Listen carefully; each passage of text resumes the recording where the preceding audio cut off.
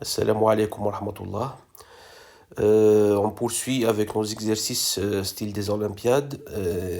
On reste toujours dans le chapitre le principe des tiroirs. On est à la vidéo numéro 3.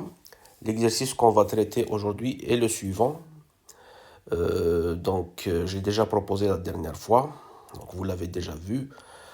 Alors, son énoncé est le suivant. On choisit au hasard 4 nombres réels, 2 à 2 distincts. Montrer qu'au moins 2 parmi eux, on va les appeler A et B, satisfont la double inégalité A moins B sur 1 plus AB est compris strictement entre 0 et racine de 3. Donc, bien sûr, on va utiliser le principe des tiroirs pour résoudre cet exercice. Donc, la première chose qu'on remarque ici, c'est cette expression A moins B, donc elle est là, A moins B sur 1 plus AB. Cette expression, ça nous rappelle la formule trigonométrique, tangente, je vais écrire comme ça, tangente alpha moins bêta, c'est égal à tangente alpha moins tangente bêta sur 1 plus tangente alpha, tangente bêta. Vous voyez, c'est les deux la même forme. Hein. Tangente alpha moins tangente bêta sur 1 plus tangente alpha, tangente bêta. D'où l'idée de poser ces nombres-là, on va les écrire sous la forme tangente de quelque chose. Ce qui revient à introduire les arcs tangentes de ces nombres réels. Donc c'est ça l'idée de base. Alors maintenant, je vais passer au détail. On va proposer la solution. La solution, on va noter les nombres réels, donc désignant par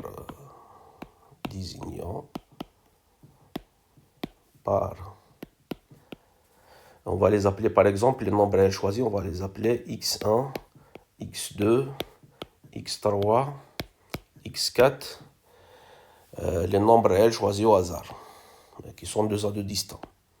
Les nombres réels en question. Voilà. Et on va considérer donc les arcs tangentes, de ces nombres. Alors, considérons.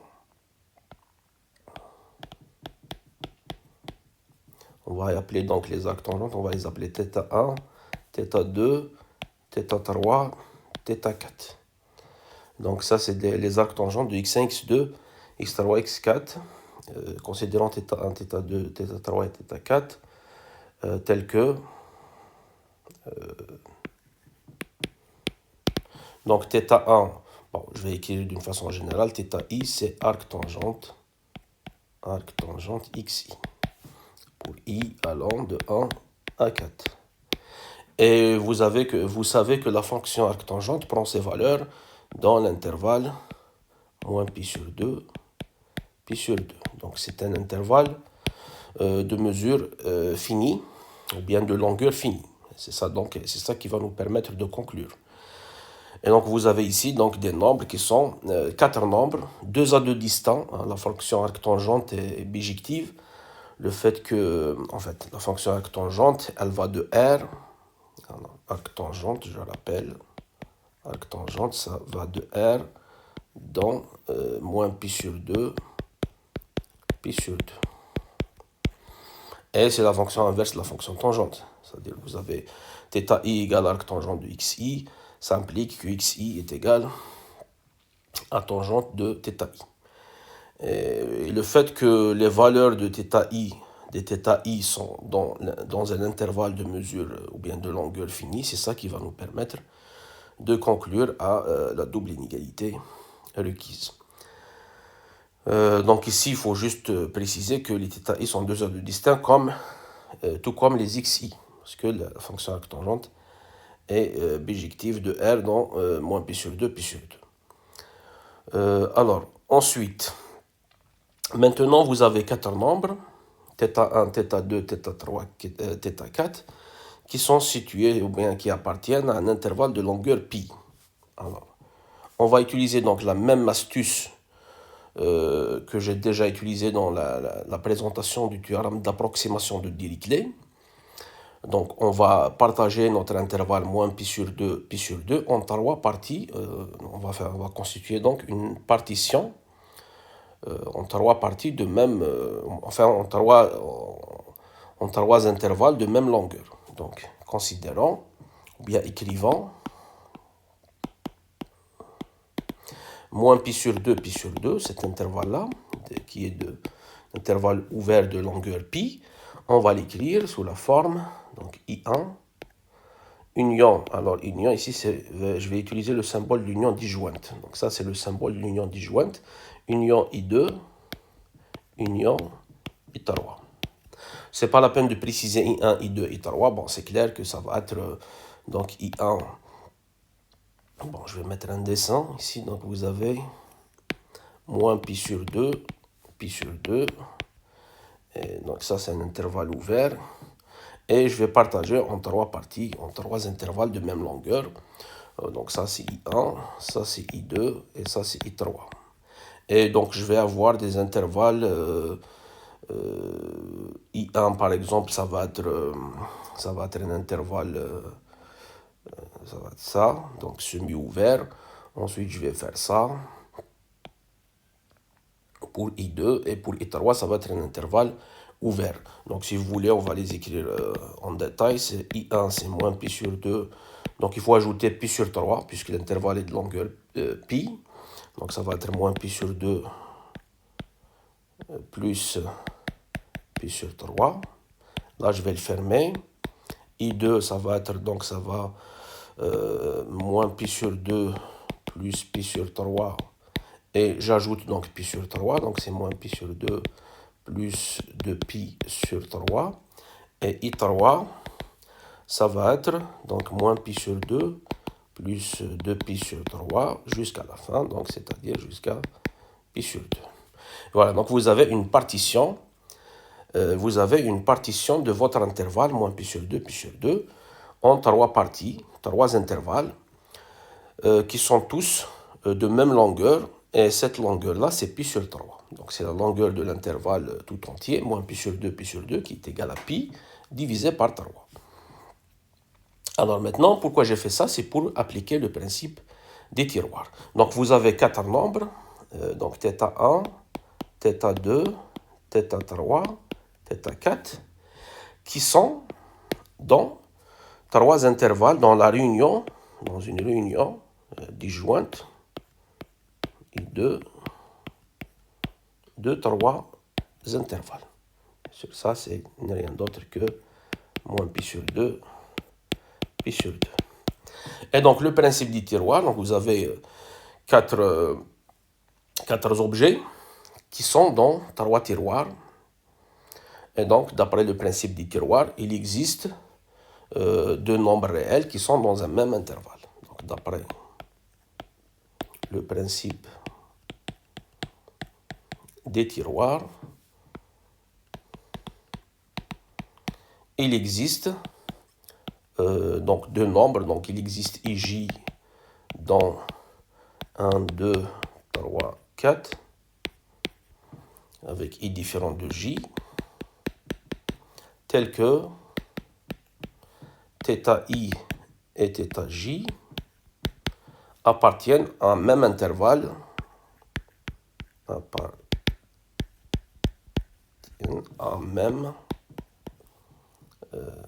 un même intervalle, un certain IK par exemple. IK. K, donc ça va être entre 1, 2 ou 3. Mais le fait que θI et θJ sont dans un même intervalle IK, donc qu'est-ce qu'on va avoir?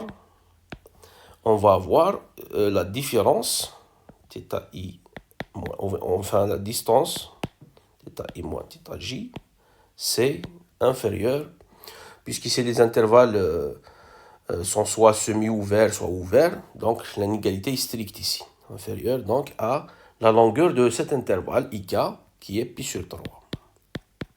Le fait que θ i et θ j sont dans un même intervalle de longueur pi sur 3, ça entraîne que la distance entre ces deux nombres est majorée par pi sur 3.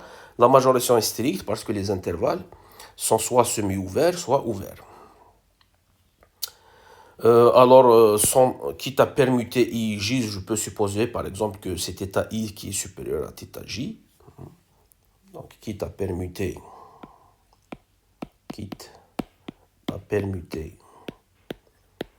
i et j, supposons que θ i est plus grand que θ j, par exemple. Donc, dans ce cas-là, la valeur absolue de θ i moins θ j, ça va être tout simplement θ i moins θ j. Donc, ça, c'est positif. Et c'est inférieur à pi sur 3. Maintenant, je vais appliquer tangente des deux côtés. Alors, la fonction tangente est croissante sur l'intervalle moins pi sur 2, pi sur 2. Donc, si je l'applique, même strictement croissante, donc si je l'applique, je garde mes inégalités strictes. D'où, donc en appliquant tangente, donc on va avoir tangente θ i moins θ j, compris entre tangente de 0, qui est 0, et tangente de pi sur 3, qui est exactement racine de 3. Parce que sinus de pi sur 3, c'est racine de 3 sur 2. Et cosinus de pi sur 3, c'est 1 demi. Donc, quand vous faites sinus sur cosinus, ça donne racine de 3.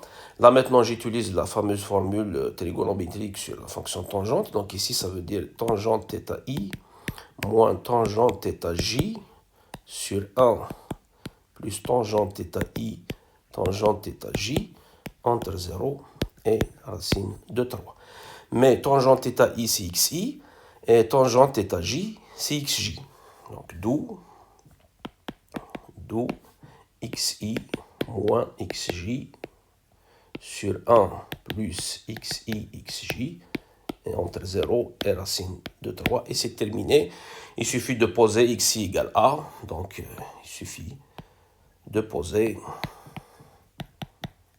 xi égale a, xj égale b. C'est des nombres, c'est parmi les nombres choisis pour avoir l'inégalité, la double inégalité requise, a moins b sur 1 plus ab entre 0 et racine de 3.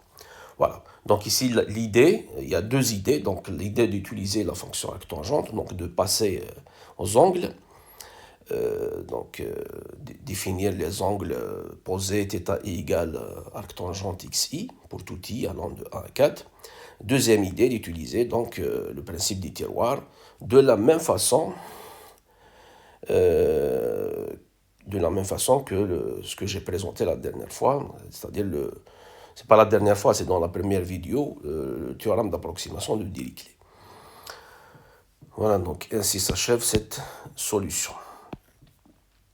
Donc avant de vous quitter, je vais vous présenter l'exercice qu'on va traiter la prochaine fois. Voilà, donc c'est l'exercice suivant. Donc ça va être l'exercice 3. Étant donné n dans n étoile, on choisit n plus 1 nombre parmi les entiers naturels 1, 2 jusqu'à 2 fois n.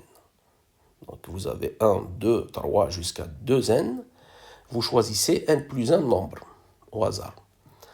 Alors montrez que parmi ces nombres choisis, il existe deux nombres distincts, a et b, tels que a divise b. Voilà, ça c'est un résultat dû à Erdős, Paul Erdős, qui est l'un des plus grands mathématiciens du XXe siècle. Donc, on va en parler la prochaine fois. Voilà, là aussi, donc, il y a une façon astucieuse d'utiliser le principe des tiroirs. Je vais vous proposer aussi, donc vous essayez de traiter ça pour la prochaine fois. J'ai envie aussi de vous proposer un problème ouvert. On revient donc à l'exercice, une question ouverte. Alors, donc ma question c'est essayer de résoudre cet exercice 2, donc qu'on vient de résoudre aujourd'hui, sans passer par cette astuce-là de l'arc tangente, sans passer par la fonction arc tangente. Voilà. Donc, en fait, ici, c'est une expression très particulière. A moins B sur 1 plus AB. Ça nous fait rappeler la fonction, la formule trigonométrique. Tangente alpha moins bêta égale tangente alpha moins tangente bêta sur 1 plus tangente alpha tangente bêta. Mais vu que l'exercice, l'énoncé ne fait pas appel aux fonctions trigonométriques, vous savez, dans l'énoncé, il n'y a pas de sinus, il n'y a pas de cosinus, il n'y a pas de tangente, etc. Donc, en principe, il doit y avoir une méthode purement algébrique qui n'utilise pas les fonctions trigonométriques ni leurs fonctions inverses, donc qui permet de résoudre cet exercice. Donc ma question, c'est trouver une méthode purement algébrique qui n'utilise pas les fonctions trigonométriques ni leurs fonctions inverses, donc pour résoudre cet exercice. Je suis persuadé qu'il existe une méthode qui permet de résoudre l'exercice sans passer par ces fonctions trigonométriques. Donc il faut juste la chercher. Peut-être elle est très astucieuse. Alors si on trouve cette méthode, alors on peut donner des exercices un peu différents. Donc changer cette fonction. Au lieu de mettre a moins b sur 1 plus ab, peut-être qu'on pourra mettre d'autres fonctions plus compliquées du style a moins b sur peut-être a carré plus ab plus b carré. Bon, enfin, donc il faut voir, il faut donc chercher une méthode algébrique qui permet de résoudre l'exercice, donc pour pouvoir donner d'autres exercices du même type et utiliser peut-être des expressions plus compliquées. Voilà, je ne vais pas tarder, donc portez-vous bien et à bientôt.